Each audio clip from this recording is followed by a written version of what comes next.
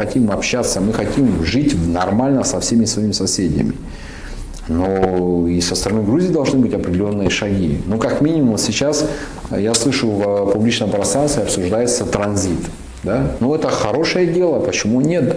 Но как его можно обсуждать, если Грузия сама же отрезала ноги этому проекту в 2008 году, приняв закон об оккупированных территориях? Ну, абсолютно сумасшедший закон. Значит, надо добиваться, чтобы этот закон...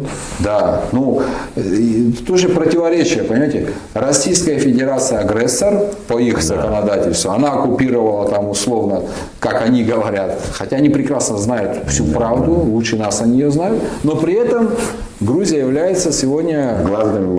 Россия является для Грузии главным партнером экономическим. Главным им партнером. То есть, ну, вот такие вот какие-то, знаете, противоречия, ну, это уже несерьезно. Давайте по-серьезному договариваться. Если вы хотите вступать в Евросоюз, где есть такие там государства, как Лихтенштейн и так далее, а почему вы здесь тогда это не можете признать?